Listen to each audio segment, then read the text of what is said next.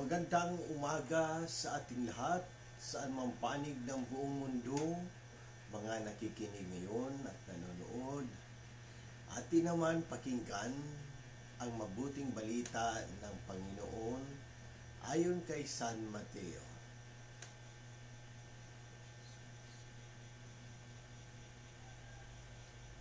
Noong panahong iyon, sumakay si Jesus sa bangka. Tumawid sa kabilang ibayo at tumuloy sa sariling bayan. Pagdating niya roon, dinala sa kanya ng ilang katao ang isang paralitikong nakaratay sa kanyang higaan. Nang makita ni Jesus kung gaano kalaki ang kanilang pananalig, sinabi niya sa paralitiko, "Anak, lakasan mo ang inyong loob. Pinatatawad ka na sa iyong mga kasalanan." Isinaloob ng ilang eskribang naroon. Nilapastangan ng taong ito ang Diyos. Ngunit batid ni Jesus ang kanilang iniisip, kaya't sinabi niya, "Bakit kayo nag-iisip ng ganyan? Alin ba ang mas madali? Ang sabihing, ipinatatawad na ang mga kasalanan mo, o ang sabihing, tumindig ka at lumakad?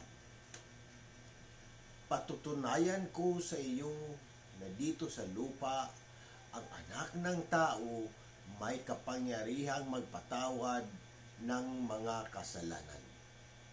At sinabi niya sa paralitiko, "Tumindig ka, dalhin mo ang iyong higaan at umuwi ka." Tumindig nga ang lalaki at umuwi.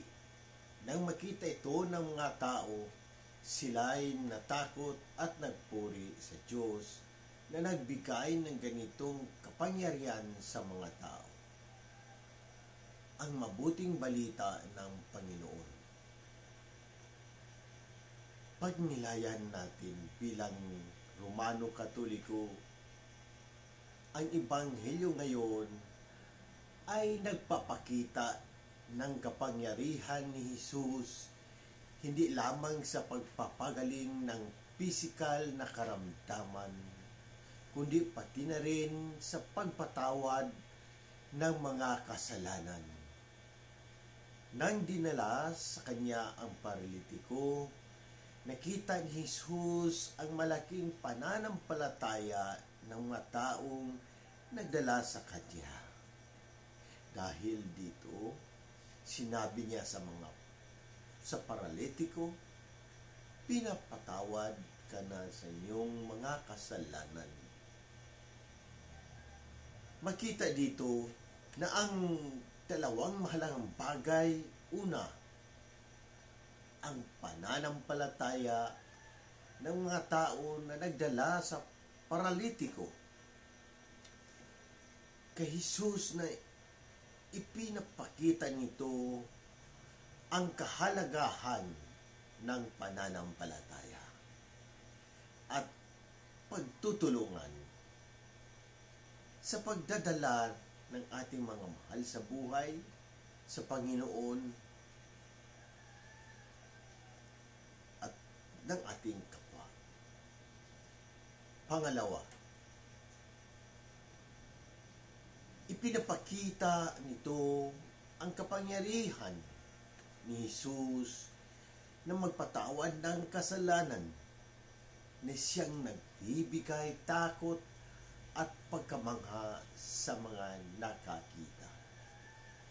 Bilang mga Romano Katoliko, tinatawagan tayo na palalimin ang ating pananampalataya kay Jesus. Kilalanin natin ang kanyang kapangyarihan, hindi lamang sa pisikal na pagpagaling, kundi pati na rin sa espiritual na pagpapatawad. Naway maging inspirasyon tayo sa iba sa pamamagitan ng ating pananampalataya at pagtitiwala sa Kanya.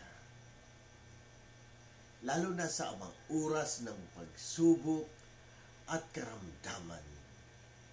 Sa ganitong paraan, may papakita natin sa mundo ang kadakilaan at awa ng Diyos na nagbibigay lakas at pag-asa sa lahat ng panahon.